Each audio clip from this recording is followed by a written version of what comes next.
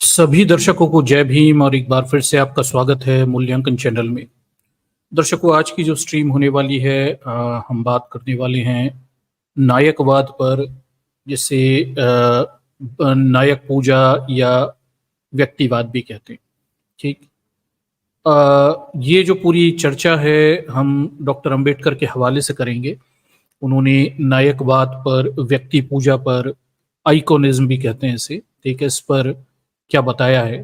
और इस पर चर्चा करने का संदर्भ ये है कि भाई हम आज चुनाव में हैं, और इस चुनाव में जो वर्तमान देश के हालात हैं, हम दो तीन तरह की परेशानियों से जूझ रहे हैं। एक जो है धर्म आधारित अंधराष्ट्रवाद, इससे हम जूझ रहे हैं, और इसके केंद्र में व्यक्तिवाद है, नायकवाद है। एक व्यक्ति जो छद्म तरीके से यहाँ धर्म के आधार पे खुद को नायक बना के बैठा है या प्रोजेक्ट करता है। ठीक है, ये है। जबकि देश की वास्तविक समस्या क्या है? इस देश की वास्तविक समस्या जातिवाद है, भेदभाव है, संसाधनों का उपयुक्त बंटवारा ना होना, लॉ एंड ऑर्डर की समस्या, कमजोर और हाशिए पे मौजूद वर्गों पर होने वाले अत्याचार, बेरोजगारी, निर्धनता, गरीबी, ये इस देश की वास्तविक समस्या हैं। पर ये अक्सर देखा गया है कि गरीब राष्ट्रों में, अल्प विकसित राष्ट्रों पर अक्सर नायकवाद हावी हो जाता है। ठीक है, ये बहुत देखा गया है। तो भारत को कहने के लिए तो विकासशील देश कहते हैं, पर ये बस कहने भर की बात है। वास्तविक स्थिति में भारत क्या बोलते हैं, अल्प विकसित देशों से ज्यादा कोई बेहतर स्थिति में नहीं है। ज्यादातर पैरामीटर्स पर, जो भी हम मानव विकास सूचकांक और अन्य पैरामीटरों पे देखें, तो भारत की स्थिति अंडर डेवलप कंट्रीज के आसपास ही कहीं होती है। आर्थिक आंकड़ों में भले ही भारत कुछ भी दिखाई दे, पर जो जीवन के मूल्य हैं उनमें भारतीय स्थिति बहुत निचले पायदानों पर है। ठीक। और अल्प विकसित राष्ट्रों में गरीबी, बेरोजगारी, निर्धनता, ऐसे राज्यों में जहां समाज का एक वर्ग लंबे समय से दासता, गुलामी और संसाधनों के अभाव से जूझ रहा हो, वैसे राज्यों में अक्सर महानायकों की कल्पना करना और उन महानायकों के माध्यम से, किसी अवतारों के माध्यम से खुद के जीवन के कष्टों को खत्म होने के सपने देखना, ये बड़ा स्वाभाविक है। भारत जैसे देश में भी ये चीज बड़ी लोकप्रिय है। डॉक्टर अंबेडकर इस पे काफी सारी बातें भी कहते हैं। आज हम उस पर चर्चा करेंगे कि भारत जैसे देश में, जहां लोग अंधश्रद्धा रखते हैं, अंधभक्ति रखते हैं, वहां बड़ा आसानी से कोई भी व्यक्ति लोकप्रिय विचार को पकड़ के, धार्मिक विचार को पकड़ के खुद को महानायक बना सकता है। और ये महानायकवाद जो है, वास्तव में तानाशाही की तरफ देश को ले जा सकता है। ठीक है, तो हम व्यक्ति पूजा, नायकवाद पर बात कर रहे हैं। ठीक है, और नायकवाद बड़ा खतरनाक है। आइकोनिज्म अपने आप में बेहद खतरनाक है, क्योंकि प्रजातंत्र के बचे रहने की संभावना इससे खत्म हो जाती है। और आज की जो पूरी नेशन स्टेट का कॉन्सेप्ट जो पश्चिम से हमें मिला, राष्ट्रवाद का जो सिद्धांत हमें पश्चिम से मिला, इसमें नायकवाद भी एक प्रकार से हमें पश्चिम से मिली हुई अवधारणा है। ठीक है, और भारत आज इस बीमारी से जूझ रहा है, नायकवाद की बीमारी से जूझ रहा है। सिर्फ एक तरफ के लोग नहीं, हर तरफ के लोग कुछ छद्म काल्पनिक नायक बना के बैठ गए। ठीक है, और वो अपने नायकों के लिए, उन्हें स्थापित करने के लिए किसी भी सीमा तक जा सकते हैं। और इस पूरी प्रक्रिया में जो वास्तविक मुद्दे हैं, रियल इश्यूज हैं, वो गौड़ हो जाते हैं। ये सबसे बड़ी परेशानी है। भाई, वास्तविक मुद्दे क्या हैं? वास्तविक मुद्दा भेदभाव का है, जातिवाद का है, गरीबी का है, निर्धनता का है, बेरोजगारी का है, संसाधनों के अभाव का है, अशिक्षा का है, स्वास्थ्य सुविधाओं की कमी का है, कानून व्यवस्था के खराब होने का है। ठीक, ये जो वास्तविक मुद्दा है, ये पीछे छूट गए और नायकवाद हावी हो गया। कोई आपको इतिहास में से कोई नायक बताकर कह रहा है तो उसके आधार पर आपको लड़ाइयां लड़नी है, क्योंकि उस नायक ने ऐसा किया था, और उस नायक को स्थापित करने के लिए आप लड़ाई लड़ो। कोई आपको ये बता रहा है? तो हमें आज के परिदृश्य में चीजें नहीं बताई जा रही, हमें अतीत के परिदृश्य में काल्पनिक राजे, रजवाड़े और दार्शनिक विचारक, चिंतक हमारे सामने खड़े कर दिए गए और हमसे कहा जा रहा है कि ये तुम्हारे नायक हैं, तुम इनके वंशज हो, इनके लिए लड़ाइयां लड़ो तुम, ठीक। तो वर्तमान की परेशानियों से विमुख होकर अतीत के काल्पनिक इतिहास के लिए लड़ने की बात हमारे सामने रखी जाती है, और इन नायकों को, इन अतीत के नायकों को दिखाकर कोई व्यक्ति सत्ता हत्या लेता है। वो आपके उन नायकवाद को स्थापित करने के लिए, उन महानायकों को अतीत का कोई समाज स्थापित करने का स्वप्न दिखाकर वो लोगों से सत्ता हत्या लेता है। यही हो रहा था सेकेंड वर्ल्ड वॉर से पहले, कहां पर, जर्मनी में। और हिटलर अतीत के महान साम्राज्य की तरह फिर से बना देने के सपने दिखा रहा था। यही मुसोलिनी भी कर रहा था, प्राचीन, अति प्राचीन रोमन साम्राज्य की तरह तर्ज पर आधुनिक इटली को स्थापित करने के सपने दिखा रहा था, ठीक। और लोग उन विचारों में, अतीत की उन महानता के विचारों में खो गए, और नतीजा पूरी दुनिया ने सेकेंड वर्ल्ड वॉर देखा। अंध राष्ट्रवादों का युद्ध, second world war, war of pseudo nationalities, इसके रूप में भी इसे पहचाना जाता है, ठीक। तो हम ये पहले देख चुके हैं, ये कोई नई चीज नहीं है।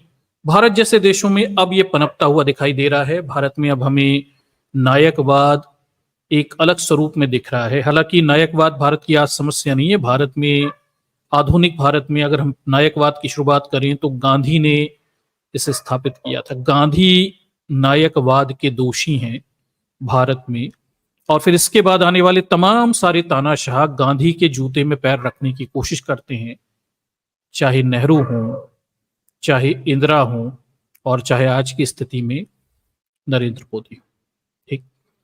ये सब उसी तर्ज पर चलने की कोशिश कर रहे हैं, धर्म के आधार पर क्या बोलते हैं, खुद को स्थापित करना, किसी एक वर्ग का विरोध करना और उसे विदेशी बताना, बाहरी बताना, और उस आधार पे लोगों को संगठित करके शक्ति अपने हाथ में ले लेना।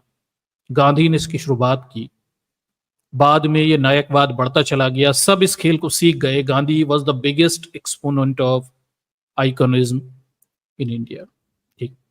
गांधी ने सिखाया कैसे नायकवाद स्थापित किया जाता है। मॉडर्न इंडिया की जो हमारी क्या बोलते हैं, हमारी प्लेलिस्ट है, उसमें बस अब हम गांधी तक पहुंच ही गए, जहां मैं आपको बताऊंगा कि भारत में गांधी ने खुद को कैसे स्थापित किया, और वो कैसे रातों रात समाज के मजदूरों के, किसानों के, युवाओं के नेता बन गए, या खुद को उन्होंने स्थापित कर लिया। वो सारे चालाकियां, वो सारी क्या बोलते हैं, राजनीतिक दांव पेच, हम वहां पे आधुनिक भारत की उस स्ट्रीम में, हमारी प्लेलिस्ट में हम बात करेंगे इस सब पे। और डॉक्टर अंबेडकर इन सब चीजों पे आगाह करते रहे, हमें किताबों में लिखते रहे कि नायकवाद से बचने की जरूरत है। किसी को इतनी शक्ति मत दे देना कि अपनी सर्वस्व उस पर निछावर कर दो। किसी को भी इतनी शक्ति नहीं देनी, ना सब कुछ उस पर निछावर करना, ठीक। नहीं, आपको हमेशा अपनी बुद्धि और तर्क की कसौटी पर आपके नेताओं को, अपने नायकों को, और जो भी आपको लीड कर रहा है उसे हमेशा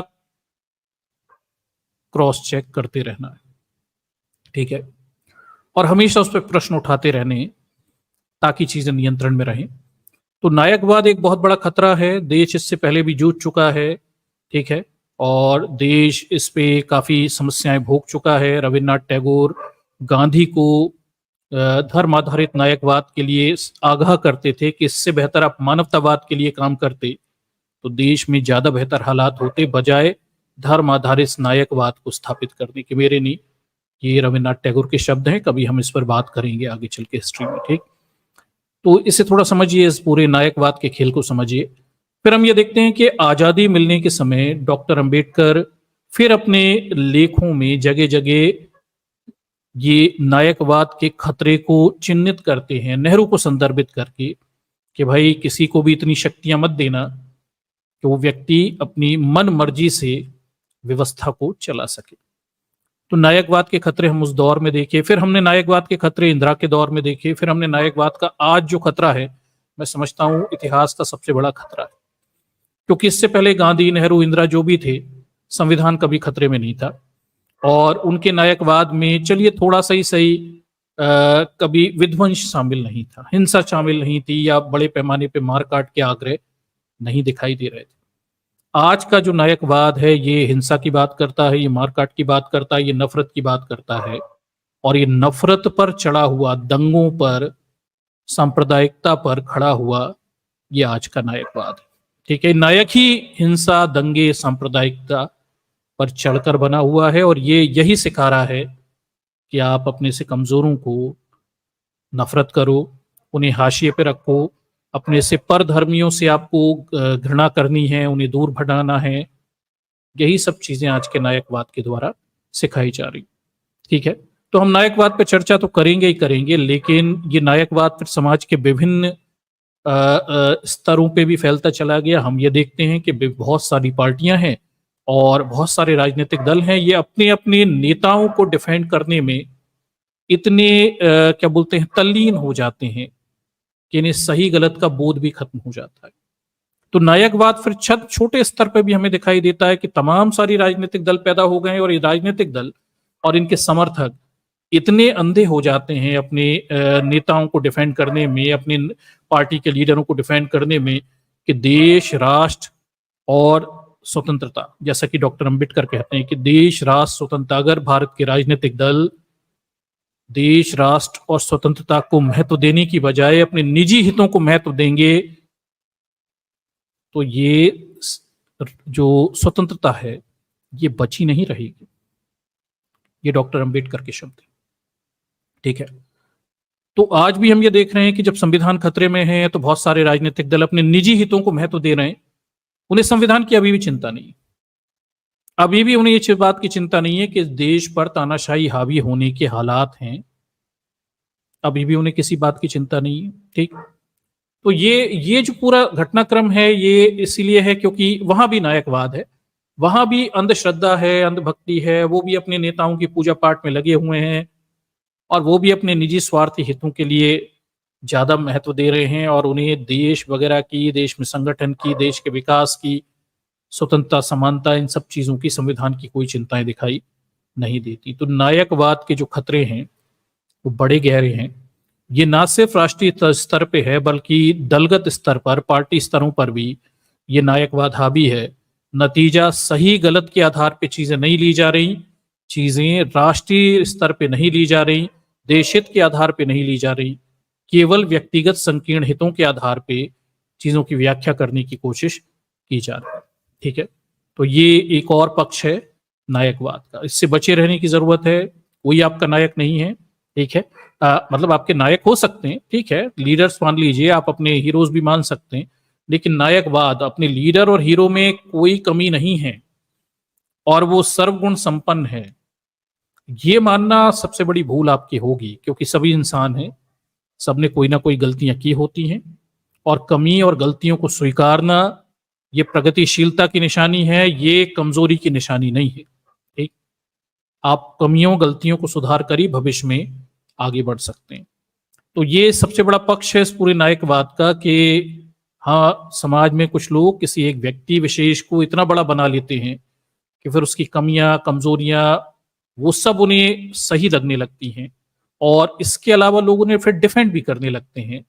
ये इसका दूसरा खतरनाक पक्ष है, और ये सारी चीजें अंत में डॉक्टर अंबेडकर कहते हैं कि पतन और तानाशाही की तरफ ले जाती हैं। देश को भी इसी तरफ धकेला जा रहा है बड़ी तेजी से। तो हम थोड़ा सा विश्लेषण करेंगे। आज के जो विश्लेषण है छोटा लघु रखा हुआ है मैंने, क्योंकि लंबे समय से हमारे बहुत सारे साथी हैं जो अपनी बात नहीं रख पाते और हमारी स्ट्रीम का समय पूरा हो जाता है, तो हम कोशिश करेंगे हमारे साथियों को ज़्यादा से ज़्यादा अपनी बात कहने का यहाँ पे हम मौका दें, और छोटा सा प्रेजेंटेशन आपके सामने ये मैं यहाँ पे प्रस्तुत करने वाला हूँ। ठीक, चलिए शुरू करते हैं हम प्रेजेंटेशन के माध्यम से, एक आर्टिकल के माध्यम से इस पूरे घटनाक्रम को आज के समझेंगे, और उसमें डॉक्टर अंबेडकर के विचारों को हमने जगह जगह समाहित किया हुआ है कि डॉक्टर अंबेडकर हमारे सामने क्या कहते हुए दिखाई दे रहे हैं। ठीक, चलिए आगे बढ़ते हैं। तो ये प्रेजेंटेशन है, इसके माध्यम से हम इस पूरे घटनाक्रम को देखते हैं।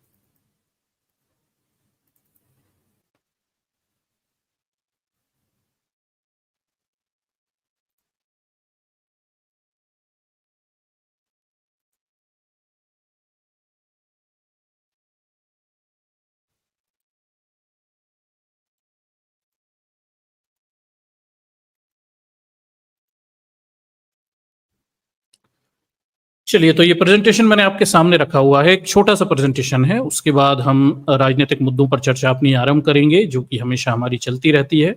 ये चैनल पॉलिटिकल मुद्दों पर चर्चा, परिचर्चा और के लिए ही हमने आगे बढ़ाया है। तो जो भी इन मुद्दों पर अपनी प्रतिक्रियाएं देना चाहते हैं, प्लेटफॉर्म्स की तलाश में है, वो यहाँ कर राजनीतिक मुद्दों पर अपनी प्रतिक्रियाएं व्यक्त कर सकते हैं। ठीक, चलिए, तो मुद्दा क्या है? मुद्दा यह है कि डॉक्टर अंबेडकर ने राजनीति में भक्ति या नायक पूजा के प्रति क्यों चेताया था।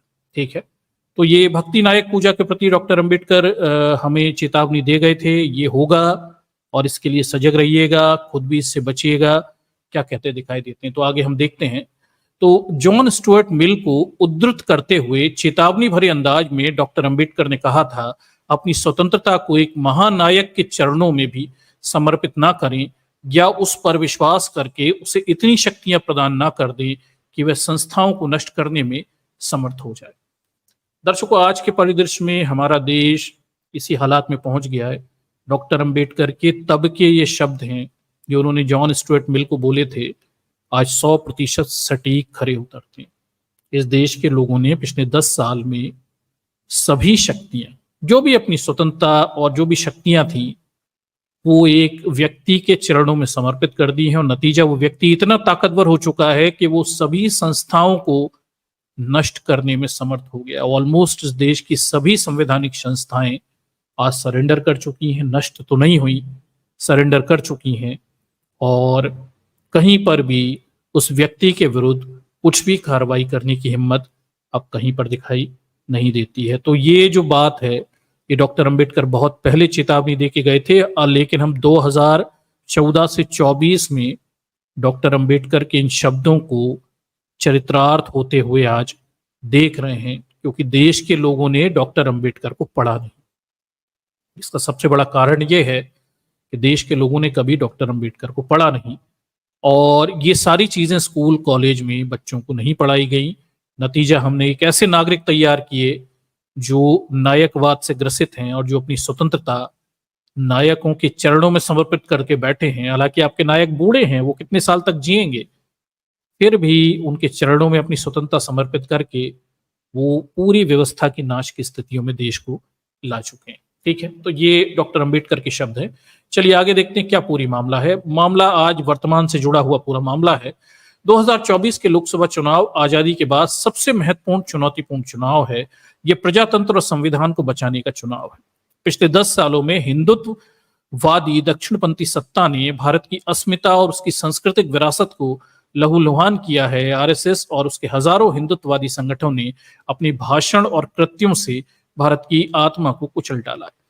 आजादी के समय देश की जो परिस्थितियां थी, आज वही परिस्थितियां बना दी गई हैं। स्वाधीनता आंदोलन में हिंदू महासभा के राष्ट्रवाद के सिद्धांत और मुस्लिम लीग की सांप्रदायिक राजनीति ने ऐसे हालात पैदा कर दिए थे कि आजादी के साथ भारत को विभाजन झेलना पड़ा। दर्शकों, देखिए, हालात हमारे बड़े विषम थे। आजादी किन परिस्थितियों में मिली वो आपको पता है। आजादी के बाद के हालात इतने जटिल थे, इतने गंभीर थे। हिंदू महासभा और मुस्लिम लीग ने मिलकर इस देश में जो आरएसएस वगैरह, इन सब ने मिलकर जो तांडव मचाए हुए थे, नतीजा देश का विभाजन हमें देखने को मिलता है। उस विभाजन में हजारों लोगों ने अपार पीड़ाएं सही। देश में अफरा तफरी थी, अव्यवस्था थी, केओस था, डिसऑर्डर था। ये उस समय के हालात थे। और उस समय के महानायक, अगर हम नायकों में गिन लें, तो डॉक्टर अंबेडकर, नेहरू जैसे लोग इन परिस्थितियों में देश को संगठित करने के प्रयास कर रहे थे, अगर आप कहें। ठीक है, और उसमें सबसे महत्वपूर्ण प्रयास डॉक्टर अंबेडकर का है कि ऐसी विषमतापूर्ण स्थितियों में वो इस देश को संगठित करने वाला एक ऐसा संविधान लिखते हैं कि उस विभाजित बाद मानसिकता वाले देश को आज संविधान के दम पे हमने एक संगठित देश में परिवर्तित कर दिया। हालांकि अभी और काम होना बाकी है। तो जब हम संविधान के योगदान पे बात करते हैं, तो हमें ध्यान रखना चाहिए कि संविधान उन परिस्थितियों में लिखा गया था जब देश के लोगों की मानसिकता विभाजनकारी थी, सांप्रदायिकता से लोग भरे हुए थे, लोग इकट्ठे बैठकर रहना नहीं चाहते। उन परिस्थितियों में डॉक्टर अंबेडकर ने एक ऐसा संविधान लिखा जिसने देश को बांध दिया, इस देश को राष्ट्र बनाया। ठीक है, किसी हिंदू धर्म ने इस देश को राष्ट्र नहीं बनाया, किसी बीजेपी आरएसएस के लोगों ने या हिंदू महासभा ने राष्ट्र नहीं बनाया, इन्होंने तोड़ने की कोशिश की। डॉक्टर अंबेडकर ने संविधान लिख कर इस देश को संगठित करने का प्रयास किया।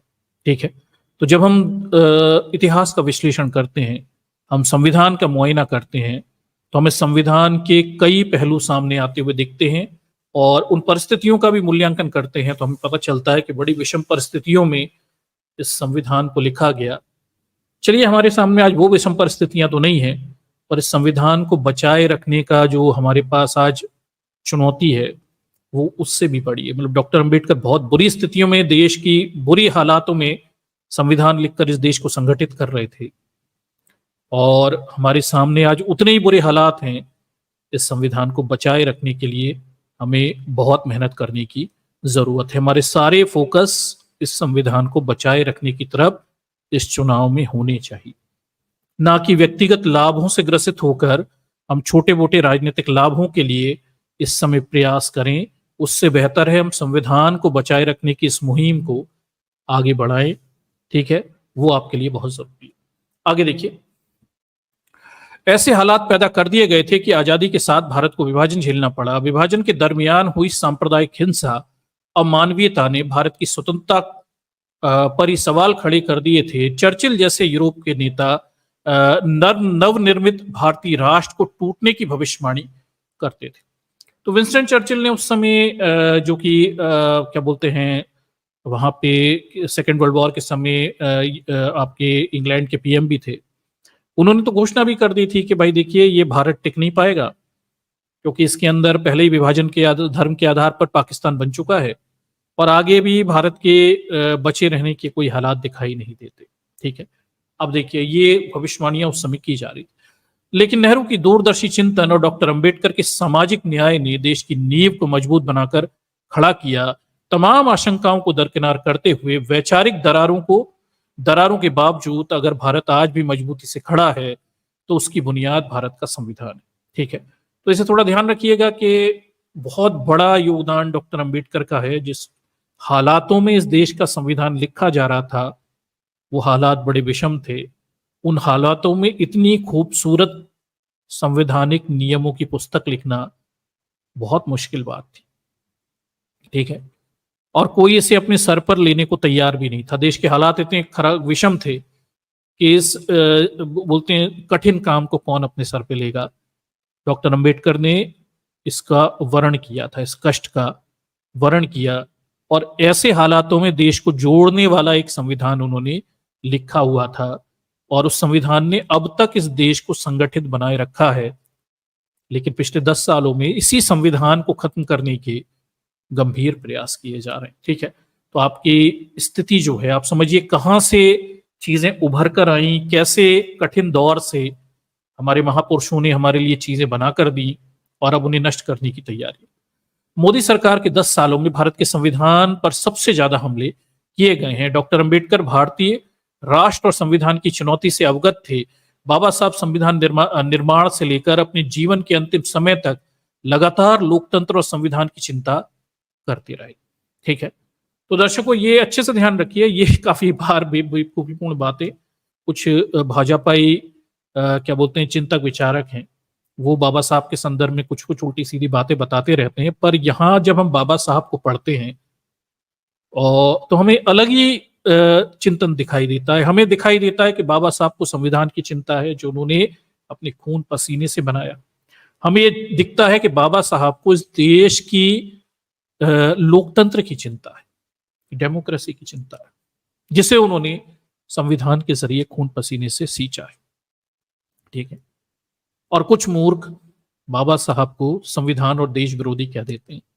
बिगर पढ़े, बिगर जाने, बिगर उनके स्पीचेस को पढ़े, संविधान सभा में बिगर दिए उनके भाषणों को समझे, पता नहीं कहां से ये बातें करते। मतलब कोई व्यक्ति डॉक्टर अंबेडकर को पढ़ेगा तो उसे पता चलेगा कि डॉक्टर अंबेडकर के चिंतन में ही, उनका जो चिंतन है उसमें हम लोकतंत्र और संविधान की चिंता सबसे ज्यादा देखते हैं, जातिवाद की बात। ठीक, सबसे ज्यादा चिंता उन्हें डेमोक्रेसी और संविधान की दिखाई देती है। ठीक, तो उन्होंने ही बनाया हुआ है संविधान, और ऑब्वियसली उनका चिंता करना हमें वाजिब भी नजर आता है। ठीक है, तो ये बड़ी गहराई से है डॉक्टर अंबेडकर के चिंतन में लोकतंत्र संविधान की चिंताएं अंतर्निहित हैं, समाई हुई हैं और बड़ी गहरे चिंतन उन्होंने दिए। क्या कहते हैं डॉक्टर साहब, चलिए देखते हैं। उन्होंने संविधान सभा के अंतिम भाषण में उन चुनौतियों और आशंकाओं को सूत्रबद्ध किया। संविधान सभा में करीब 50 मिनट तक दिए गए इस भाषण की तमाम खूबियां हैं। देखिए, दुर्योग के इस भाषण की चर्चा अगले 50 साल तक लगभग ना के बराबर हो रही। तो दर्शकों, इस चीज को भी ध्यान रखिए कि डॉक्टर अंबेडकर ने संविधान सभा में जो भाषण दिया, हम ये देखते हैं कि नेहरू के भाषण की बहुत चिंता बात होती है, लेकिन डॉक्टर अंबेडकर के भाषण की कम बात होती है। अब जाकर लोगों को डॉक्टर अंबेडकर के भाषण याद आने लगे और अब उन लोगों को समझ में आया कि जो डॉक्टर अंबेडकर ने चिंताएं व्यक्त की थी, उन्हें हमें चर्चाओं के केंद्र में देश में रखना था, ताकि इस देश के नागरिक आगाह होते और आज की स्थितियां कभी निर्मित नहीं हो पाती। ठीक, चलिए आगे देखते हैं। 25 नवंबर 1949 को संविधान सभा में दिए गए डॉक्टर अंबेडकर का यह भाषण 20वीं सदी का सबसे महत्वपूर्ण बौद्धिक और भावी चेतावनियों से भरपूर भाषण है। जिस तरह से नेहरू ने 15 अगस्त 1947 की अर्धरात्रि को दिया गया भाषण नियति से साक्षात्कार की चर्चा, भारत की गरीबी, बदहाली की चुनौती से निपटने और भारत के निर्माण के विषय में है, उसी तरह डॉक्टर अंबेडकर का यह भाषण वैचारिक और सामाजिक राजनीतिक चुनौतियों से भरा हुआ है। ठीक है, लेकिन जहां नेहरू के भाषण की चर्चा हमेशा की जाती रही, वहीं डॉक्टर अंबेडकर के विचार और व्यक्तित्व की तरह उनके भाषण को भी भुला दिया गया। अगर उस भाषण को आने वाली कांग्रेस सरकार और उस समय के बुद्धिजीवियों ने ध्यान से पढ़ा और परखा होता, तो शायद हिंदुत्ववादियों के दुर्दिन कभी देखने नहीं पड़ते। लेखक यहाँ पे आगाह भी कर रहा है कि अगर डॉक्टर अंबेडकर के, नेहरू की जगह डॉक्टर अंबेडकर के संविधान सभा के 50 मिनट के भाषण को हम बार बार लोगों के सामने अगर रखते, तो आज हम वो नागरिक तैयार कर पाते जिन्हें इस देश के संविधान की, इस देश की स्वतंत्रता की चिंता होती। और आज हमें ये हिंदुत्ववादियों के, ब्राह्मणवादियों के, मनुवादियों के दुर्दिन देखने को नहीं पड़ते। ठीक है, नेहरू के भाषण तो आपने हर बार पढ़ी, 15 अगस्त, 26 जनवरी पढ़ते ही रहे। डॉक्टर अंबेडकर के भाषण को अगर आपने इस देश को रटा दिया होता ना, तो देश के लोगों को निश्चित रूप से संविधान का महत्व पता होता, लोगों को निश्चित रूप से स्वतंत्रता की कीमत पता होती और लोगों को भविष्य के खतरों के बारे में पता होता। तो आज हमें इतने बुरे दिन देखने नहीं पड़ते कि इस देश को हमने वहीं पहुंचा दिया जहां से डॉक्टर अंबेडकर निकाल के लाए थे। धर्मांधता, हिंदुत्व, धर्म की राजनीति, यही 10 सालों में हुई। डॉक्टर अंबेडकर ने इन्हीं चीजों से निकाल कर संविधान बनाकर इस देश को नई दिशाएं दी थी।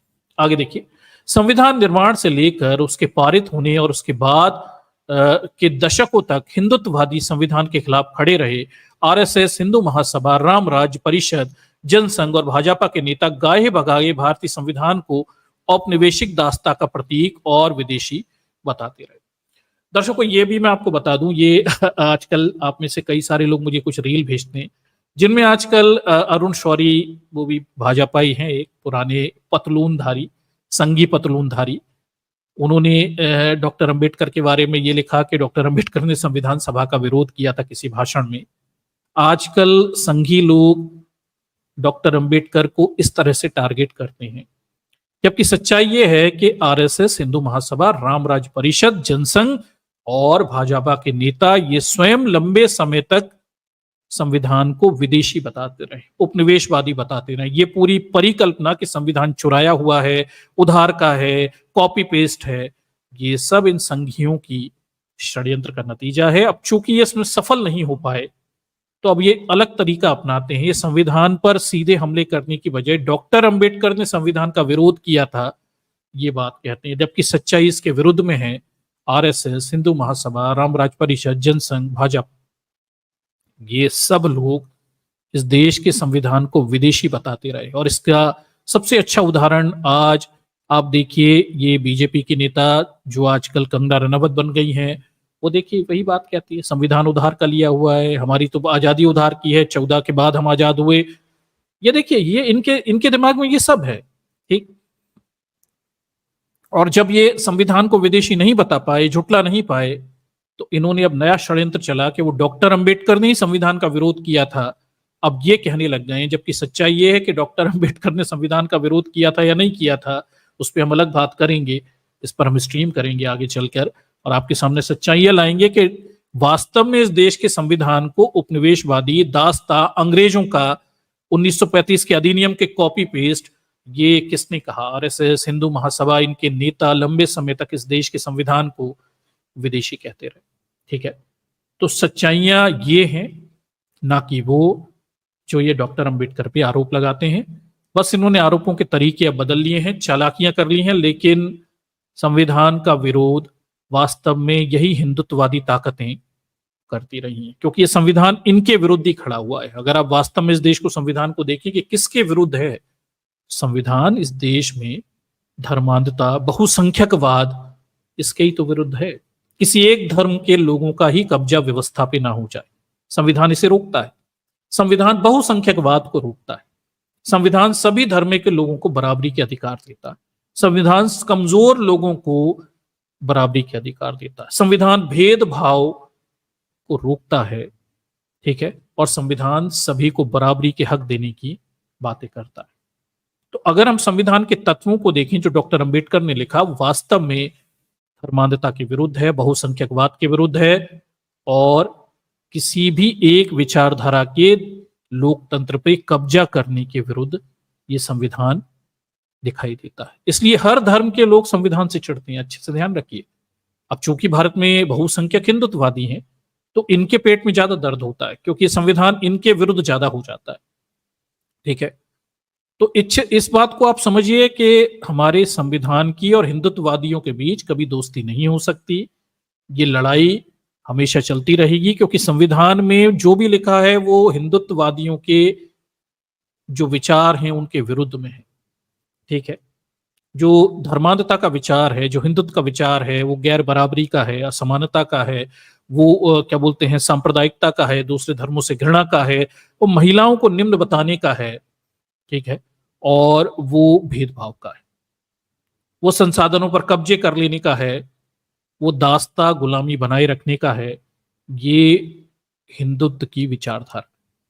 इसके विरुद्ध आप देखेंगे तो भारत का संविधान बिल्कुल इसके अपोजिट में खड़ा हुआ है। भारत का संविधान समानता की बात कहता है, स्वतंत्रता की बात कहता है, न्याय की बात कहता है, बंधुत्व की बात कहता है, बराबरी की बात कहता है, लोकतंत्र की बात कहता है। संविधान सबको बराबरी देने की बात कहता है। तो अगर आप संविधान और धार्मिक शक्तियों के मध्य की इस लड़ाई को देखेंगे तो ये आपकी कभी नहीं खत्म होगी। वास्तव में अगर हम अम्बेडकराइट हैं तो हमारी लड़ाई कभी नहीं खत्म होगी। जब तक ये संविधानवादी लोग क्या बोलते हैं, हम संविधानवादी हैं, और जब तक हमारे वो धर्मांध लोग हैं, हिंदुत्ववादी हैं, हमारे और उनके बीच कोई एक म्यूचुअल इंटरफेस यानी परिचय उत्पन्न हो ही नहीं सकता, क्योंकि हम दोनों एक दूसरे के विरुद्ध हैं।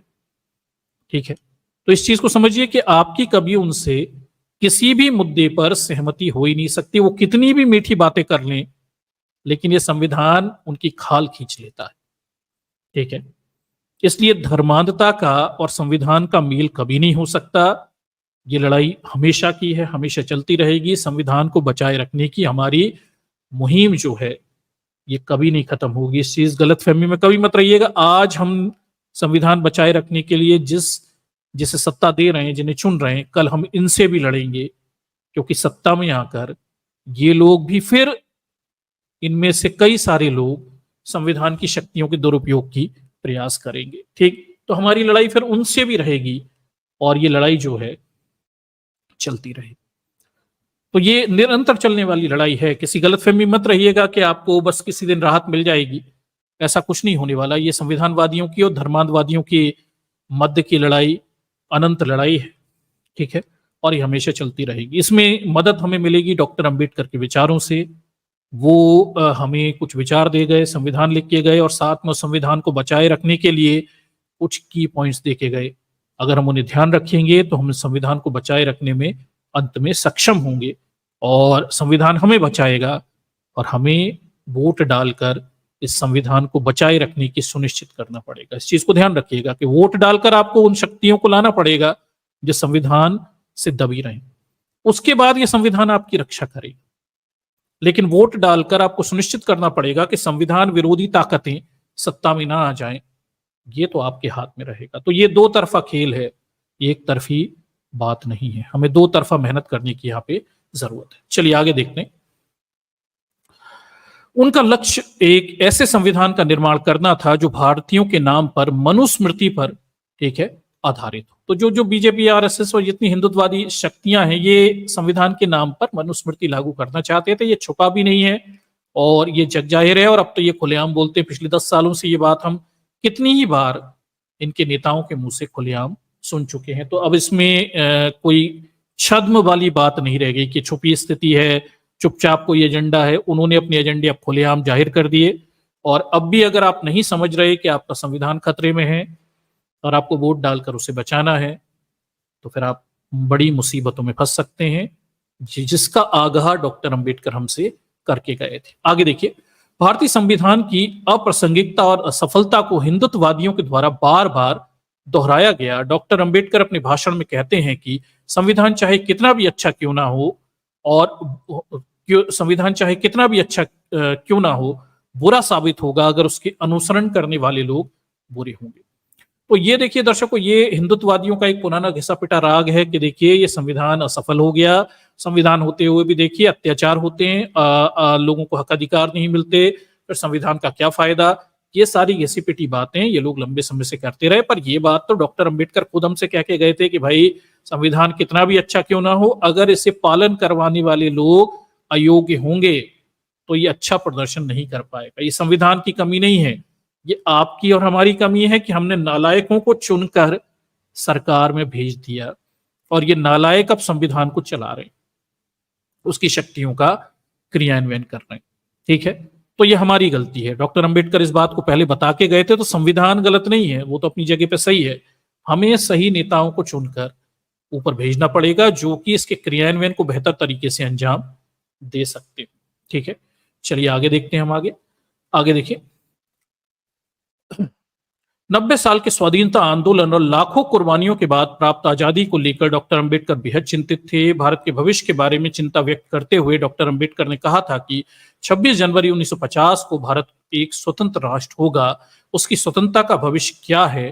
क्या वह अपनी स्वतंत्रता बनाए रखेगा या फिर उसे खो देगा? ये सब जो स्पीच है डॉक्टर अंबेडकर की, जो अंतिम, उसमें हमें ये सब चीजें मिल जाती। ठीक है, तो डॉक्टर अंबेडकर इस चीज को चिंता व्यक्त करते हैं कि भारत के भविष्य क्या होगा, भारत अपनी स्वतंत्रता बनाए रखेगा या फिर खो देगा।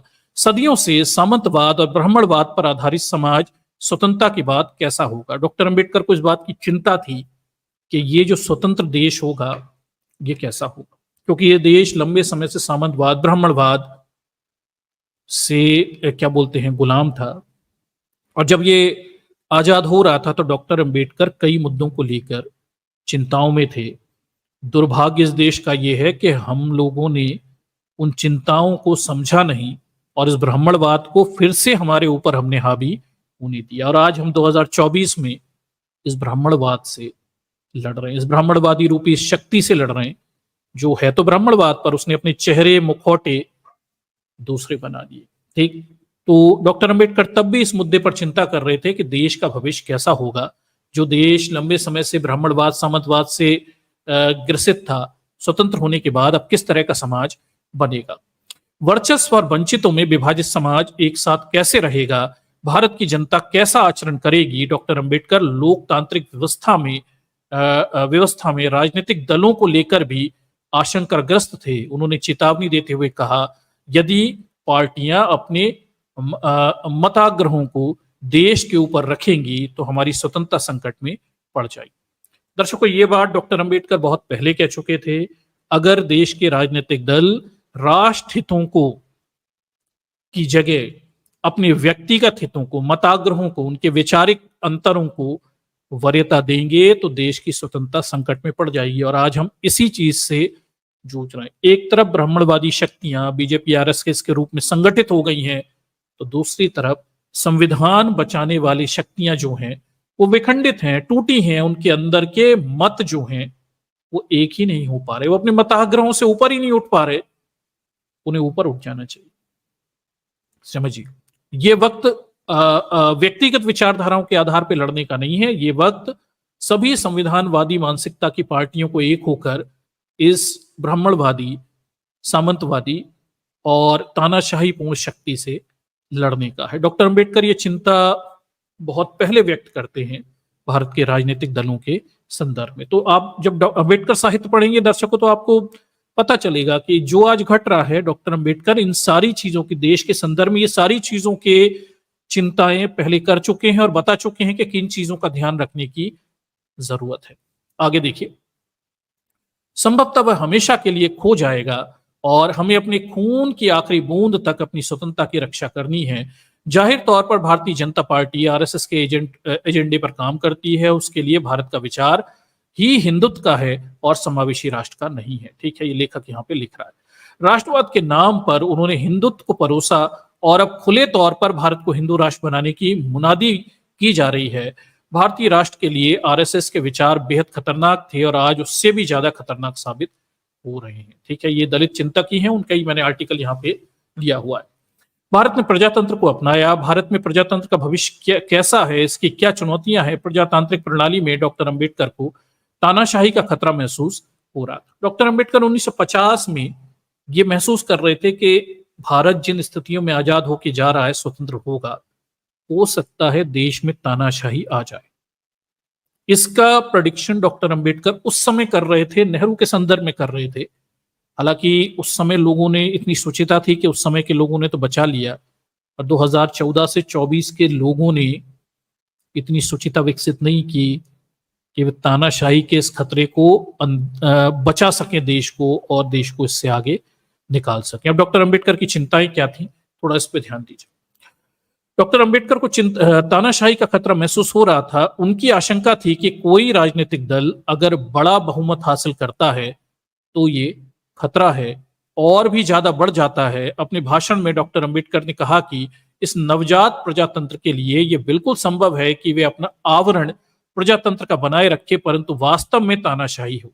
ठीक है, तो दर्शकों, ये हो सकता है जब आप हमसे पूछते हैं क्या संविधान खत्म कर दिया जाएगा, क्या बीजेपी द्वारा सत्ता में आ गई तो संविधान खत्म हो जाएगा, उसका जवाब ये है जो डॉक्टर अंबेडकर यहाँ पे लिख के गए। अब मैं फिर से आपके सामने पढ़ देता हूं। डॉक्टर अंबेडकर यहाँ पे लिखते हैं कि इस नवजात प्रजातंत्र के लिए बिल्कुल संभव है कि वह आवरण प्रजातंत्र का बनाए रखें, परंतु वास्तव में तानाशाही।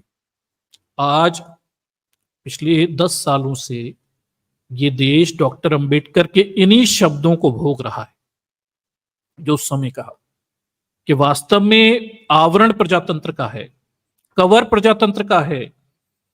समझते हैं, बुक का कवर प्रजातंत्र का है।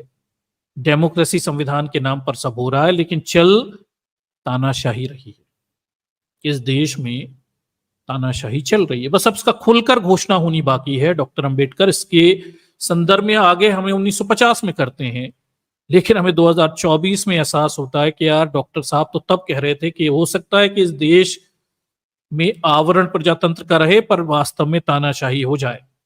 ठीक है, ये 1950 में कह रहे थे, और 24 तक आते आते इस देश के लोगों ने वो हालात देख लिए कि हम जिस वर्तमान स्थिति में हैं, हम आवरण से प्रजातंत्र हैं, वास्तविकता में आप तानाशाही की स्थिति में हैं। अगर आपने ज्यादा कुछ बोला तो अभी जेल में डाल दिया जाएगा।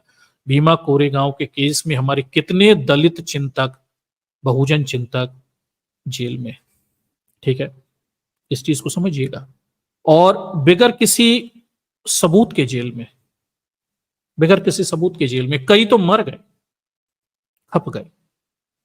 क्यों? क्योंकि वो अपने महापुरुष के द्वारा दिए गए भीमा कोरेगांव के स्थल पर अपना आयोजन करना चाहते थे, और ब्राह्मणवादियों को यह पसंद नहीं था। और जैसे ही ब्राह्मणवादियों को शक्ति मिली, उन्होंने हमला बोल दिया। सिर्फ इतनी सी बात थी ना, बात तो इतनी सी थी। ठीक, तो आप समझिए कि इस देश में चल क्या रहा है। अगर आप इस देश में ध्यान से देखें तो आपको पता चलेगा कि डॉक्टर अंबेडकर की ये जो चिंताएं हैं, ये आपको आज फलीभूत होती दिखेंगी कि आवरण ही प्रजातंत्र का रह गया, अंदर से किताब में तानाशाही आ गई है और तानाशाही चल भी रही है। ये देश इस समय बीमार है, इसके देश की नसों में तानाशाही दौड़ रही है, और हम जूझ रहे हैं, we are basically ill democracy, जहां हम बीमारी से जूझ रहे हैं और हमारी जो श्वेत रक्त वाहिकाएं हैं वो प्रयास कर रही हैं इन वायरस बैक्टीरियाओं को मार दें। ये गंभीर लड़ाई हमारे देश के शरीर में इस समय चल रही है, ठीक है। और हम वाकई बड़ी गंभीरता से रोग स्थितियों में है, बीमार स्थितियों में, और कोशिशें की जा रही हैं। ऐसा नहीं कि कोशिश नहीं है, न्यायपालिका थोड़े से सर उठाने की कोशिश कर रही है, हमें दिखता है। अभी हमने देखा चुनाव आयोग को डांट दिया, इलेक्टोरल बॉन्ड पे कुछ निर्णय दिए, तो लग रहा है कि चलिए कुछ कोशिश हो रही है, ठीक है, कुछ कोशिश हो रही। अब ये सच में है, व्यवहारिक है, या केवल दिखावटी है, पता नहीं। ये हमें आने वाला समय बताएगा कि ये सारी कोशिशें कितनी हैं। कोशिशें हो जरूर रही हैं इस बीमारी को ठीक करने की, लोकतंत्र को फिर से स्वस्थ बनाए रखने की कोशिशें हो रही हैं, लेकिन ये जो निर्णायक मोड़ है वो बड़ा बड़ा विचित्र है। मतलब ये 24 में अगर आप, अभी भी चुनाव के कई चरण हैं, और अगर अब आप चूक गए, ठीक है, तो फिर आप लंबे समय तक के लिए बड़ी मुसीबत में पड़ने वाले हैं, और आपको इस ब्राह्मणवाद से लड़ने के लिए बड़े ही संघर्ष करनी पड़ेगी। मतलब आप समझ नहीं रहे। और डॉक्टर अंबेडकर के शब्द अगर आप ध्यान दें तो आवरण प्रजातंत्र का है और तानाशाही चल रही है, ठीक है। ये वर्तमान हालात हैं, और शायद आगे चलकर आवरण भी हटा दिया जाए और सीधी तानाशाही ला दी जाए। आगे देखिए, चुनाव में महाविजय की स्थिति में दूसरी संभावना के यथार्थ बनने का खतरा है। तो यहाँ लेखक जो हैं वो भी हमारे बहुजन लेखक ही हैं, वो भी कहते हैं कि अब ये सीधा जो डॉक्टर अंबेडकर की जो भविष्यवाणी थी, वो आज लगता है कि अगर इस चुनाव में 24 में बीजेपी आरएसएस जीतती है तो आप तैयार रहिएगा। ये जो आवरण था ना 10 सालों से कहने के लिए प्रजातंत्र नीचे तानाशाही, शायद अब ये भी हटा दिया जाए और सीधे वो मनुस्मृति और हिंदू राष्ट्र वाली बातें खुलेआम हो जाए, क्योंकि टू मच वो बातें बहुत कर चुके हैं, और अब एक्शन, अगर उन्हें और शक्ति मिलेगी तो एक्शन आपको देखने को मिलेगा। आगे देखिए, इस लोकसभा चुनाव में खुले तौर पर अब की बार 400 पार का नारा दिया जा रहा है। 400 सीटें जीतने का एजेंडा भी बीजेपी के नेताओं ने स्पष्ट कर दिया है कि उन्हें संविधान बदलने के लिए 2/3 से अधिक बहुमत चाहिए। डॉक्टर अम्बेडकर को इसकी आशंका थी। वे कहते थे कि प्रजातांत्रिक संविधान का क्या होगा, क्या वह उसे बनाए रखेगा या फिर खो देगा। तो प्रजातांत्रिक संविधान का क्या होगा, संविधान बनाए रखेगा या खो देगा। मेरे मन में आने वाला ये दूसरा विचार है, और ये भी कि पहले विचार जितना ही चिंताजनक है।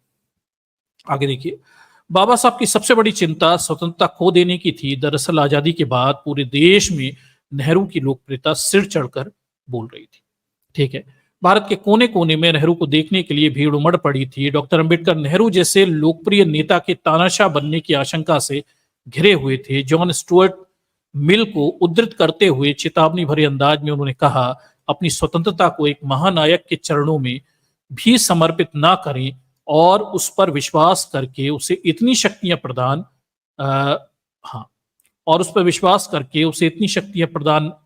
प्रदान ना कर दें कि वे संस्थाओं को नष्ट करने में समर्थ हो जाए, ठीक है। तो उस समय डॉक्टर अंबेडकर ने नेहरू के संदर्भ में ये बात कही थी। हालांकि नेहरू तो तानाशाह बनकर नहीं खत्म हुए, वो लोकप्रिय जरूर थे, पर वो तानाशाह जैसी स्थिति में तो आ नहीं पाए। लेकिन डॉक्टर अंबेडकर की चिंताएं हमें 14 से 24 में फलीभूत होती दिखती हैं कि इस देश के लोगों ने क्या किया, मुस्लिम घृणा के नाम पर अपनी सर्वस्व, सारी शक्तियां, सब कुछ एक व्यक्ति के पैरों में समर्पित कर दी। और अब खतरा इतना ज्यादा हो गया कि ये व्यक्ति तानाशाह बनने की स्थितियों में पहुंच गया है। वो मनमर्जी करते हैं, वो झूठ बोलते हैं, वो जो मन में आए करते हैं, वो किसी लोकाचार और किसी शर्म का पालन नहीं करते। ऐसे प्रधानमंत्री आपने अपने जीवन में नहीं देखे होंगे, पर इस समय क्योंकि तानाशाही की स्थिति में है, बात यह है कि मेरी मर्जी, मुझे जो बोलना है बोलूं, मैं जो करना है करूं, क्योंकि मैं राजा के समान हूं। और अभी अभी आपने एक भाषण भी देखा होगा, अभी तो वो ये भी कह रहे हैं कि वो भौतिक शरीर से पैदा नहीं हुए, वो दिव्य शरीर से पैदा हुए हैं और भगवान के मैसेंजर हैं। एक वीडियो है, आप देखिए, और वो खुद को गॉड के मैसेंजर भी कह रहे हैं। तो अपनी स्थिति प्रॉफिट के बराबर कर देने की स्थिति दिखाई दे रही है, मैसेंजर के बराबर करने की स्थिति उन्होंने बना ली है। तो आप सोच के देखिए कि एक व्यक्ति अपने अहम में इस स्थिति पे है कि वो अपने आप को किसी देवता का क्या बोलते हैं प्रीचर के रूप में प्रेजेंट करने लग गया है। मैं समझता हूं किसी व्यक्ति में जब अहम चरम स्थिति पे हो जाए तभी वो ये कह सकता है कि मैं भाई भगवान का भेजा हुआ दूत हूं और मैं तुम्हारे कल्याण के लिए हूं। ये सारी बातें आदमी तभी कह सकता है जब आदमी मनोरोग की स्थितियों में पहुंच जाए। पर ये देश स्थितियां भारत में आ चुकी हैं। अगर आप भाषणों को ध्यान से सुनेंगे तो आपको व्यक्ति के अंदर के इस व्यक्ति पूजा, अहम और नायकवाद के एहसास का अंदाजा हो जाएगा कि वो व्यक्ति अपनी चटुकारिता से, अपने नायकवाद से अब उस स्थिति में है कि खुद को देवतुल्य समझने लगा है, अगर हम कहें तो प्रॉफिट की स्थिति में।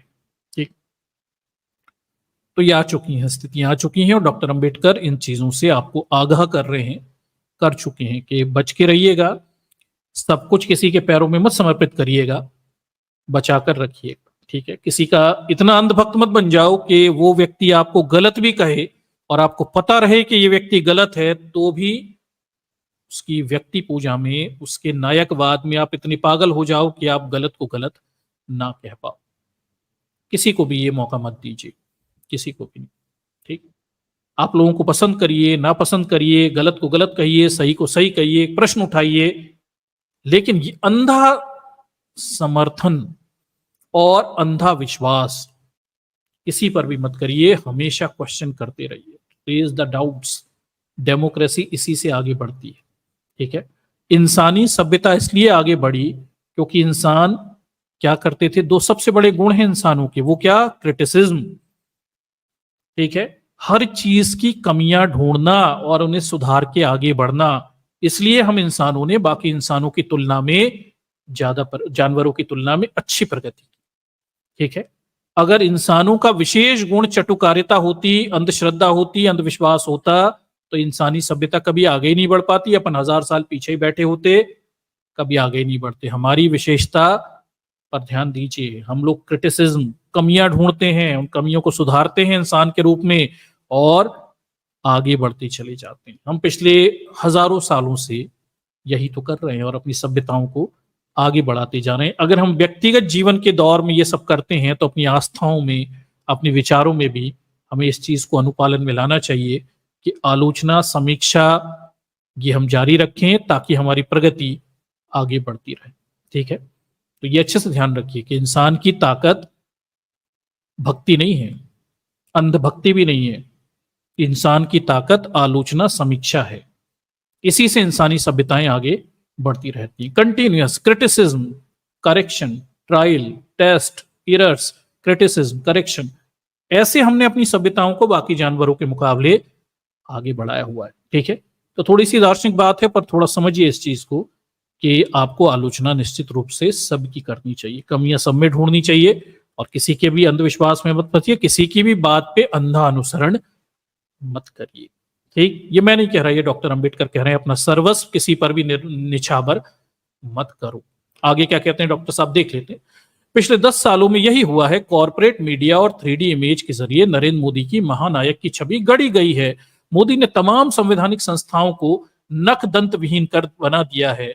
ठीक है, मीडिया के जरिए विपक्ष को अप्रासंगिक बना दिया गया है। मीडिया सरकार के कामों की समीक्षा करने और गलत नीतियों को आलोचना करने के बजाय मोदी की स्तुतिगान करने में मग्न है। मीडिया ने नागरिकों के सवालों को उठाना बंद कर दिया है और उसने सरकार के कामों को दायित्व नहीं बल्कि कृपा बना दिया। सरकार मतलब हालात ये हो गए पिछले 10 सालों में कि सरकार जो करती है वो हम पे कृपा है। हमें एहसास कराया जा रहा है कि यार देखो, मंदिर दे दिया, अनाज दे दिया, कृपा कर रहे हैं आपके ऊपर। मतलब ये दायित्व था आपका। 2013 में मनमोहन सिंह ने राइट टू फूड, भोजन का अधिकार बिल पास किया। उसके बाद जो भी सरकार आई उसका ये दायित्व है कि वो देश के नागरिकों को मिनिमम 5 लोगों के परिवार को मिनिमम आहार के लिए उन्हें खाने के लिए आहार देना पड़ेगा। ये संसद का कानून था और सरकार कोई भी आती उसे करना ही था क्योंकि ये नियम था, राइट टू फूड, पता है आप। ठीक, उससे पहले क्या बोलते हैं, हम ये देखते हैं कि भाई आपके रोजगार का अधिकार, राइट टू एम्प्लॉयमेंट, ये भी पारित कर दिया गया था। तो ये अधिकार थे। अब समस्या ये कि सारे संसद के द्वारा पारित कानून हैं और ये कानून हमने जिन्हें चुनकर भेजा उन्होंने हमारे लिए पारित किए। अब हमसे कहा जा रहा है कि यार मोदी की गारंटी है, इन्होंने हमारे ऊपर अनुकंपा कर दी, ये भगवान बनकर आए हैं, इन्होंने कृपा कर दी। तो ये किस तरह की बात है? लोकतंत्र में ये थोड़ी होता है कि आपने हमारे ऊपर कृपा करी, अनुकंपा करी, इसीलिए तो चुनकर भेजा था भैया। ये लाखों की तनख्वाह, करोड़ों का हवाई जहाज और करोड़ों की कार में बैठकर घूम रहे हो दाढ़ी बढ़ा के, ये सब इस देश की जनता ने इसलिए दिया ताकि आप हमारे लिए काम करो, and this was your responsibility. ठीक है, ये हमारे ऊपर कोई कृपा थोड़ी है। किस बात की कृपा? इसीलिए तो सुविधाएं और संपन्नता हम आपको दे रहे हैं। पर हो यह गया कि भाई नायकवाद में अंधा होकर हमें बताया जा रहा है कि कृपा है आपके ऊपर की जा रही है और इन्हें महानायक मान लीजिए। आगे देखिए, हिंदुत्ववादी तंत्र और मीडिया के द्वारा लोगों को सरकार के प्रति कृतज्ञ होना सिखाया जा रहा है। दर्शकों, इस चीज को और ध्यान दीजिए, ये बात बड़ी महत्वपूर्ण। कई पश्चिमी लेखक भी इस बात पे बताए गए हैं कि भाई आज जो सिस्टम है ये हमें ये सिखा रहा है कि आप बिल्कुल सरकार के प्रति कृतज्ञ रहें, एक आदर्श नागरिक बन जाएं। आदर्श नागरिक मतलब सरकार से क्वेश्चन ना करने वाला नागरिक, सेडेंट्री। बिल्कुल कुछ मत बोलो, सरकार सही है, जो करती है अच्छा करती है, किसी चीज पे क्वेश्चन मत उठाओ। अब हमें लोकतंत्र के नाम पर ये फांसीवादी ताकतें इस तरह का सिस्टम बनाने के लिए अग्रसर हैं कि जहां आदर्श नागरिक हों जो सरकारों से क्वेश्चन ना करें और हर चीज को स्वीकार कर कृतज्ञ रहें, ओब्लाइज्ड। इस तरह के सिस्टमों पर अब जोर दिया जा रहा है। आज को आधुनिक व्यवस्था इस तरह का तंत्र बनाना चाहती, जबकि हमने तो ये पढ़ा डॉक्टर अंबेडकर को, ज्योतिबा फुले को, पेरियार को, हमने ये पढ़ा, हमने बुद्ध के जमाने से पढ़ा, हमने कबीर के दौर के पढ़ा, हमने बगावत पढ़ी, हमने क्रांति पढ़ी, हमने विद्रोह पढ़ा, हमने भगत सिंह को पढ़ा। मतलब व्यवस्था के प्रति विद्रोह, गलत को गलत कहने की क्षमता। डॉक्टर अंबेडकर हैं क्या? गलत को गलत कहने की क्षमता है उनके अंदर। यही तो है डॉक्टर अंबेडकर, और यही बात डॉक्टर अंबेडकर को डॉक्टर अंबेडकर बनाती। उन्हें आदर्श नागरिक नहीं बनना, उन्हें व्यवस्था का कृतज्ञ नहीं बनना, उन्हें केवल गलत को गलत कहना ये सीख लिया है। तो आप समझिए कि पूरा सिस्टम आपको आदर्श नागरिक बनाने पर तुला हुआ है कि जो हो रहा है, जैसा हो रहा है, सब चुप रहिए, सहते रहिए, यही है, यही सही है। जबकि महापुरुषों को पढ़ के हमें पता चलता है कि नहीं, हमें आलोचना, समीक्षाएं करनी चाहिए, गलत को गलत कहना चाहिए, हमें सरकारों के कृतज्ञ नागरिक नहीं बनने हैं। ठीक है, हमें आलोचना, समीक्षा करती रहनी, हमें गलत को गलत कहना है। और ये ओबलाइज नागरिकों वाला जो समाज है ये वास्तव में गर्त में चला जाता है, तानाशाही की तरफ चला जाता है, ऐसा डॉक्टर अंबेडकर आगे बताते हैं। आगे देखिए, जबकि डॉक्टर अंबेडकर ने आयरिश देशभक्त डेनियल ओ कोमेल को उद्धृत करते हुए, ठीक है, चेतावनी के तौर पर कहा था कि कोई पुरुष अपने सम्मान की कीमत पर कृतज्ञ नहीं हो सकता, कोई महिला अपने सतीत्व की कीमत पर कृतज्ञ नहीं हो सकती, और कोई राष्ट्र अपनी स्वतंत्रता की कीमत पर कृतज्ञ नहीं हो सकता। ये डॉक्टर अंबेडकर के शब्द हैं, और ये किसे? डेनियल ओ कोमेल, जो कि आयरिश देशभक्त था, उसे इंडिकेट करते हुए डॉक्टर अंबेडकर ने कहा था कि भाई ये क्या बोलते हैं, देशभक्ति वगैरह ये कुछ भी नहीं है। वास्तव में कोई पुरुष अपने सम्मान, हाँ वास्तव में कोई पुरुष अपने सम्मान की कीमत पर कृतज्ञ यानी ओबलाइज नहीं हो सकता, कोई महिला अपने सतीत्व की कीमत पर कृतज्ञ नहीं हो सकती, और कोई राष्ट्र अपनी स्वतंत्रता की कीमत पर कृतज्ञ नहीं हो सकता। भाई हम किसी नायक के प्रति इतने कृतज्ञ नहीं हो सकते कि अपनी स्वतंत्रता को दांव पर लगा लें। आप अच्छे हैं, बुरे हैं, कुछ भी हैं, पर हम अपनी फ्रीडम को दांव पर किसी के लिए भी नहीं लगाएंगे। ये हमारे महापुरुषों ने खून पसीने से हमें प्रदान किए। तो किसी के प्रति भी इतने कृतज्ञ मत हो जाइए कि अपनी स्वतंत्रता तक दांव पे लगाइए। जैसे डॉक्टर अंबेडकर पहले कह रहे हैं, अपना सर्वस्व निछावर किसी पे मत करिए। No, it is not needed. ठीक है, you need to be senseful. अपने दिमाग को और इंद्रियों को जागृत करिए और हमेशा सही गलत के बीच का अंतर करते रहिए। और यही डॉक्टर अंबेडकर ने स्वतंत्रता के पक्ष में ये बात हमें बताई हुई है। चलिए आगे देखते हैं। वे आगे कहते हैं कि ये संविधान किसी अन्य देश के मुकाबले, ये संविधान किसी अन्य देश के मुकाबले भारत के मामले में अधिक आवश्यक है, तो डॉक्टर अंबेडकर कहते हैं कि भाई अपनी स्वतंत्रता को दांव पे नहीं लगाना है कृतज्ञता की कीमत पे कि किसी ने हमें कुछ दे दिया, किसी ने हमारे लिए कुछ अच्छा कर दिया, इसके लिए अपनी स्वतंत्रता थोड़ी दांव पे लगा देंगे। ठीक है, नहीं नहीं, स्वतंत्रता तो तब भी बनाए रखेंगे। और फिर आगे कहते हैं कि भाई किसी भी संविधान वाले देश के मुकाबले भारत के मामले में अधिक आवश्यक है, क्योंकि भारत में भक्ति या नायक पूजा उसकी राजनीति में जो भूमिका अदा करती है, उस भूमिका को परिणाम के मामले में दुनिया का कोई देश बराबरी नहीं कर सकता। डॉक्टर अंबेडकर भारत के संदर्भ में कहते हैं कि भारतीयों को विशेषकर अपनी किसी की कृतज्ञता के बदले में अपनी स्वतंत्रता दांव पे नहीं लगानी। भारत जैसे देश के संदर्भ में वो विशेषकर बताते हैं कि भारत में जो नायक पूजा है, राजनीति में आइकॉन वर्शिपिंग है, नायकवाद है, ये लोग भक्ति करते हैं और ये दुनिया के किसी भी देश के मुकाबले बहुत ज्यादा है। भारतीयों में बहुत ज्यादा है ये नायक पूजा, व्यक्तिवाद, किसी को महापुरुष मान के बहुत भक्ति करना, गलत सही पे बात नहीं करना। मतलब ऐसा कई बार होता है, महापुरुष मान लिया, अपने दो शब्द कह दिया, आप चिढ़ गए। अरे यार क्यों चिढ़ गए यार, महापुरुष हैं ठीक है, लेकिन कमियां तो है ना उनके अंदर, सब में कमी होती है।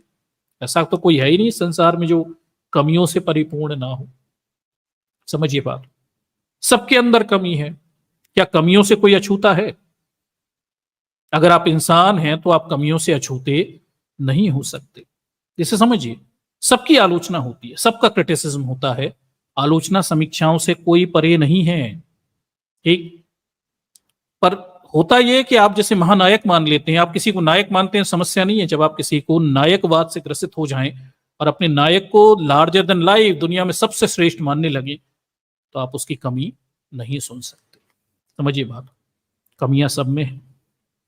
कोई व्यवस्था, कोई सिस्टम, कोई धर्म, कोई देश, कोई व्यक्ति संपूर्ण नहीं होता, कमियां होती हैं। और जो देश, जो धर्म, जो व्यवस्था अपनी कमियों को पहचान लेते हैं, सुधार के लिए प्रयास करते हैं, वही आगे बढ़ते हैं। इस चीज को समझिएगा, ठीक है, इस चीज को समझिए। तो कमियों के साथ स्वीकार करिए, आप अपने नायक कमियों को भी जानिए, उन्हें उसके साथ स्वीकार करिए और उन कमियों को दूर करके व्यवस्था को बेहतर बनाने की कोशिश करिए। तो अच्छा है, तो वो आपके महापुरुष हैं। अन्यथा नायकवाद के चक्कर में पूरा सिस्टम ही बर्बाद हो जाता है। ठीक है, तो इसलिए जिसे भी आप पसंद करें ना, किसी को भी पसंद करें, उसकी आलोचना को लेकर गुस्सा मत होइएगा। ये मानकर चलिए कि कमियां सब में होती हैं। कोई विचार इस ब्रह्मांड में संपूर्ण नहीं होता, कोई इंसान, कोई शख्स, कोई सिस्टम संपूर्ण नहीं होता। कमियां सब में हैं और गलतियां सबसे हुई रहती हैं। और उन कमियों के बारे में अगर कोई बात करे तो उसको लेके गुस्सा होने की जरूरत नहीं है, क्योंकि रैशनैलिटी यही कहती है कि हमें पता है कि सबके अंदर कमी होती है और कमियों के साथ ही हमें स्वीकार करना। इनफैक्ट जिसमें कम कमियां हैं, हमें उसे ज्यादा स्वीकार करना है। हमारा जो विजन होना चाहिए वो ये कि हम उसे महापुरुष माने जिसमें बाकियों के मुकाबले कम कमी। ठीक है, और नायकवाद तो हमें बिल्कुल भी नहीं चाहिए। कोई हमारा महानायक नहीं है और हम बिल्कुल नायकवाद के चक्कर में नहीं है। महापुरुष हैं हमारे, जिन्होंने हमें रास्ते दिखाए, जिन्होंने हमारे लिए काम किया, और उनकी रास्ते पे हम चलते हैं, उनकी बातों को आगे करते हैं, उन्हें अपनी क्या बोलते हैं, अपने जीवन में शामिल करते हैं, उनकी अच्छी बातों को। लेकिन नायकवाद के चक्कर में नहीं पड़ते। व्यक्ति पूजा, अंधभक्ति ना डॉक्टर अंबेडकर करते थे, और अंबेडकराइट होने के नाते, प्रैग्मेटिक अंबेडकराइट होने के नाते, मतलब डॉक्टर अंबेडकर की विशेषता क्या है? प्रैग्मेटिज्म। मुझे ये शब्द बहुत पसंद है, कि डॉक्टर अंबेडकर के साथ लगता है। प्रैग्मेटिक अंबेडकर, व्यवहारिक। ठीक है, तो व्यवहारिक होने के नाते हमें भी सबसे बड़ी चीज जो डॉक्टर अंबेडकर से सीखनी है वो यही है कि हमें किसी की पूजा पाठ नहीं करनी, व्यक्ति पूजा, कोई किसी का अंधभक्त बिल्कुल भी नहीं होना। डॉक्टर अंबेडकर भी किसी के अंधभक्त नहीं थे। उन्होंने लोगों के समर्थन किए, उन्होंने लोगों की अच्छाइयां बताई, वहीं तक बताई जहां तक अच्छाइयां थी। इसे थोड़ा समझिए, बड़ा गहरी बात मैं आपको बता रहा हूं कि डॉक्टर अंबेडकर ने अच्छाइयां महापुरुषों की वहीं तक बताई हैं, जो भी थे पहले के, वहीं तक बताई हैं जहां तक उनमें अच्छाइयां थी। ठीक है, उन्होंने उन गलत चीजों को अच्छा नहीं बता दिया। ठीक है, डॉक्टर अंबेडकर अपने साहित्य में बुद्ध से लेके कबीर तक सबकी बातें करते हैं, हर महापुरुष की बात करते हैं, हर इतिहास के चरित्र की बात करते हैं, लेकिन उन सब की महानता वहीं तक बताते हैं जहां तक वो महान हैं या थे। डॉक्टर अंबेडकर ये कभी नहीं करते अपने साहित्य में कि महानता बताने में वो नायकवाद में इतने डूब जाएं कि किसी व्यक्ति की गलत चीज को भी सही बता दें। ये वो कभी नहीं करते। इसलिए वो व्यक्ति उपासक, व्यक्ति पूजक या नायकवाद नहीं दिखता हमें डॉक्टर अंबेडकर के साहित्य में ही नहीं दिखता।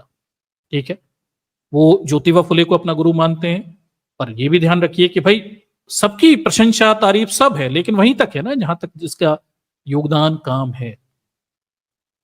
किसी को भगवान ईश्वर तुल्य बताने के उनके प्रयास कभी नहीं रहते। ठीक है, तो ये विशेषता है डॉक्टर अंबेडकर की, जो आप सीखिए। अंबेडकराइटों में ये गुण होना चाहिए। अगर हमें डॉक्टर अंबेडकर से कुछ सीखना है वो प्रेग्मेटिज्म, व्यवहारिकता। प्रैक्टिकली जो करेक्ट है वो ज्यादा लंबे समय तक चलेगा। डॉक्टर अंबेडकर इसलिए चल रहे हैं क्योंकि वो प्रैक्टिकली करेक्ट हैं, और गांधी नेहरू जैसे लोग ऑब्सलीट इसलिए हो रहे हैं क्योंकि वो जहां तक करेक्ट है ठीक है, लेकिन वो प्रैक्टिकलिटी का अभाव दिखता था। ठीक है, गांधी को विशेष कर लेता हूं, नेहरू तो चलो फिर भी नेहरू में काफी प्रैक्टिकलिटी थे अंश, और नेहरू के चलिए ठीक है, लेकिन गांधी ऑब्सलीट इसलिए होते गए क्योंकि व्यवहारिकता का अंश उनमें कम था। समय के साथ वो अप्रासंगिक होते हुए चले गए।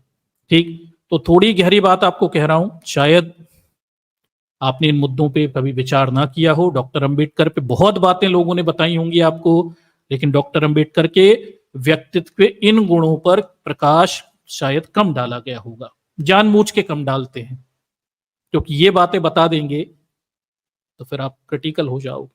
समझो, मैंने ये आपको बात बताई, आप मेरी बातों पे क्रिटिकल हो जाओगे कल से। ठीक है, फिर मुझ पे ही क्वेश्चन उठाने लगोगे। ठीक, इसलिए डॉक्टर अंबेडकर के व्यवहार के इन गुणों पर थोड़ी कम बात होती है। इवन अंबेडकराइट लोग भी इन चीजों पे फोकस कम करते हैं, क्योंकि समस्या ये है कि अगर दर्शक क्रिटिकल हो गए और सच में अंबेडकराइट विचारधारा से पूरी तरह से ओतप्रोत हो गए तो वो सब पे क्वेश्चन उठाएंगे। ठीक है, और ऑब्वियसली अगर आप क्वेश्चन उठाएंगे तो डिस्कम्फर्ट पैदा होगा। ठीक, तो इस चीज को थोड़ा समझिएगा। मतलब बड़ा गहरे विश्लेषण है डॉक्टर अंबेडकर के, अपने आप में बड़े महान व्यक्तित्व हैं और उनके विश्लेषण बड़े गहरे। ठीक है, बहुत मायने रखते हैं। आप कभी डॉक्टर अंबेडकर के साहित्य को गहराई से पढ़ें, बार बार पढ़ें, तो आपको कुछ अलग व्यक्तित्व उनके मिलते रहेंगे। आगे देखिए वो क्या लिखते हैं।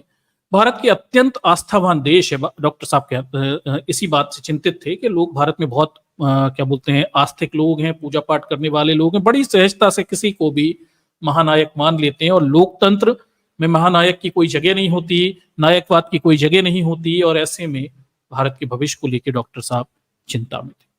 भारत एक अत्यंत आस्थावान देश है, यहाँ भक्ति और आध्यात्मिकता की एक लंबी परंपरा रही है। राजनीति में भी ये भाव लोकतंत्र के लिए खतरनाक है। डॉक्टर अंबेडकर ने आगाह करते हुए कहा था कि धर्म के क्षेत्र में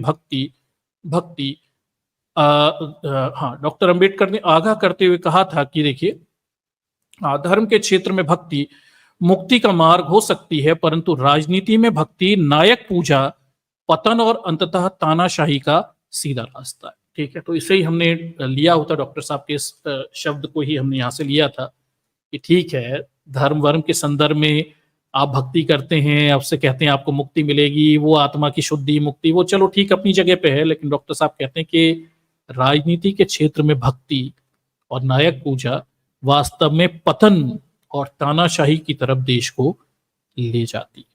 ठीक है, इसलिए राजनीति में अपने नेताओं की भक्ति मत करिए। ठीक है, उन्हें डिफेंड करने में इतने डूब मत जाइए कि उनकी गलत बातों को भी डिफेंड करने लग जाए। इससे आप आंदोलन को नष्ट कर दोगे। आज अंबेडकराइट आंदोलन अगर आपको पीछे जाते हुए या कमजोर होते हुए दिखा है पिछले कुछ सालों में, तो उसका कारण एक बहुत बड़ा है, रैशनैलिटी की कमी हो जाए। ठीक है, जिन्हें भी आप अपने नेता मानो, उन पे क्रॉस चेक करते रहिए, उन पे ऑब्जेक्शन उठाते रहिए, उनके कामों को गलत सही के आधार पर तोलते रहिए, किसी के भक्त मत बनिए। ठीक, भक्ति बेहद खतरनाक है। मैं नहीं कहता, ये डॉक्टर अंबेडकर कह रहे हैं। डॉक्टर अंबेडकर कहते हैं कि भाई राजनीति में भक्ति या नायक पूजा पतन और अंततः तानाशाही की तरफ, तानाशाही का सीधा रास्ता है।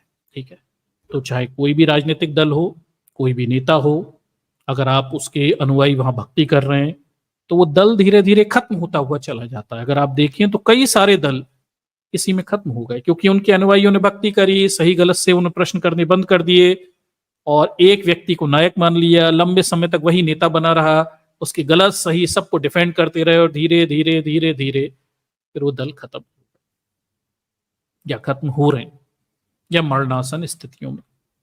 तो डॉक्टर अंबेडकर कहते हैं कि राजनीति में भक्ति या नायक पूजा पतन और तानाशाही की तरफ ले जाते हैं। ये दोनों चीज आप कई राजनीतिक दलों में देख लोगे, उनका पतन भी हो रहा है और उनमें तानाशाही भी चल रही है। एक ही व्यक्ति पदों पे लंबे समय से बैठे हुए हैं, क्योंकि राजनीति में भक्ति और नायक पूजा यही तो लेकर आते हैं। यही बात डॉक्टर साहब कह रहे हैं, ये मेरे शब्द नहीं है, डॉक्टर साहब के शब्द हैं। ठीक है, आप मुझे माने ना माने, पर डॉक्टर साहब को तो मानना पड़ेगा ना आपको। ये खतरा आज हम सबके सामने है। आगे लेखक लिखता है कि ये खतरा आज हम सबके सामने है। क्या भारत के लोग इस चुनाव में तानाशाही को पराजित करके संविधान और लोकतंत्र को बचाने जा रहे हैं? ठीक है, आगे देखिए। ठीक है, तो ये लेखक हैं, दलित चिंतक हैं और उनके द्वारा लिखा गया है। लखनऊ विश्वविद्यालय के लेखक थे, प्रोफेसर हैं। उनके विचार मैंने आपके सामने यहाँ पे रखे हुए हैं। आज आपके सामने जो सबसे बड़ी चुनौती है संविधान लोकतंत्र बचाने की है। अगर इस मौके पे आप कामयाब हुए तो आगे आपको लड़ाई संघर्ष नहीं करना पड़ेगा, और इस मौके को आप चूक गए, ठीक है, तो आप समझिए कि चूक ही गए। ठीक, इसे समझिए। तो इस समय वही हालात हमारे हैं कि हमें चूकना नहीं है।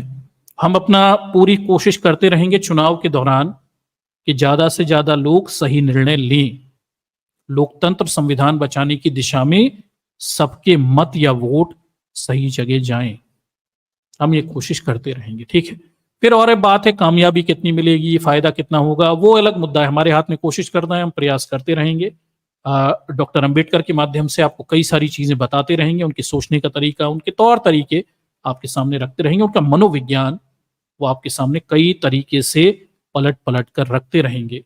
फिर निर्णय लोगों के हाथ में, हमारी बात कितनी दूर तक जाएगी, कितने लोग इससे प्रभावित होंगे और कितने लोग सही निर्णय लेंगे, वो चलिए हमारे हाथ में नहीं है। हमारे हाथ में काम करना, हम काम करते रहेंगे। ठीक, आप और हम मिलकर इस कारवां को लंबे आगे तक बढ़ाते रहेंगे। ठीक, फिर देखते हैं आगे क्या है। अगर आप और आगे संघर्ष लिखा है तो लिखेंगे, अम्बेडकराइट हैं और संघर्षों से तो हम डरते भी नहीं हैं। अगर व्यवस्था नहीं बदली और ब्राह्मणवाद हावी हो गया 2024 के बाद, और लड़ेंगे और संघर्ष करेंगे और संगठित होंगे और फिर प्रयास करेंगे, और तब तक प्रयास करते रहेंगे डॉक्टर अंबेडकर की तरह, जब तक कि दीवार में सुराख ना बना ले। ठीक, अच्छे से ध्यान रखिए, बना लेंगे।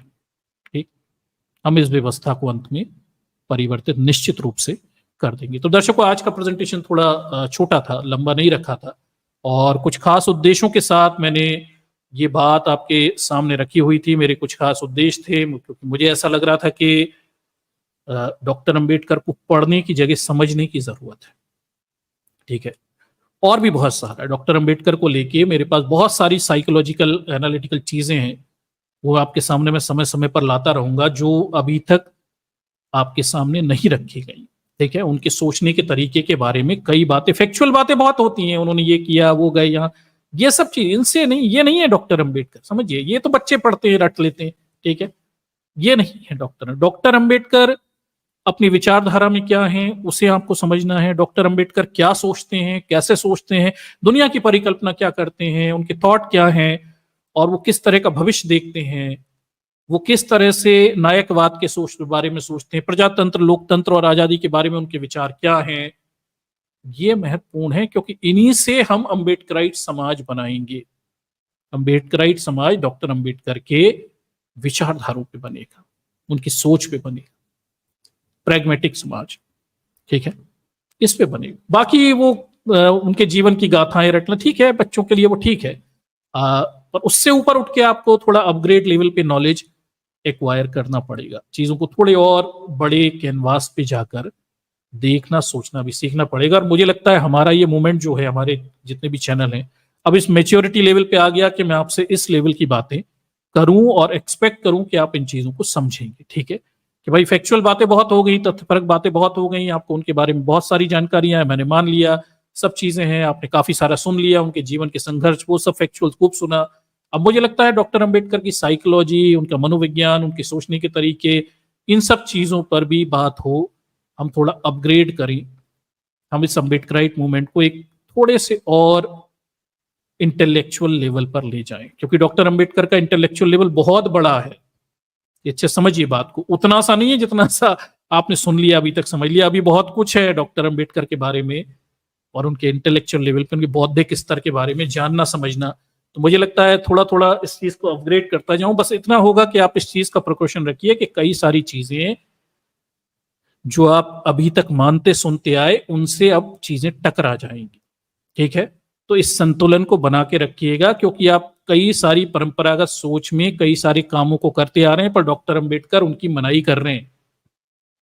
ठीक है, नायकवाद, व्यक्ति पूजा, इन सब की डॉक्टर अंबेडकर मनाही कर रहे हैं। हो सकता है आप लोग अभी तक इन सब में फंसे हों, क्योंकि आपको अभी तक डॉक्टर अंबेडकर की वास्तविक सोच नहीं रखा है, बताई गई थी। ठीक, तो आप थोड़ा प्रिकॉशन रखिएगा, कई सारी चीजें टकराएंगी आपके अभी तक की चीजों से। अगर आपने डॉक्टर अंबेडकर के इस पक्ष को नहीं समझा, तो उनके प्रैग्मेटिज्म को नहीं समझा, तो कई सारी चीजें टकराएंगी। तो उनके सोचने के दायरे को मैं थोड़ा परिदृश्य को थोड़ा बढ़ा रहा हूं और उनकी आपकी और परिष्कृत, जैसे कहते हैं रिफाइंड अंबेडकर आपके सामने रख रहा हूं।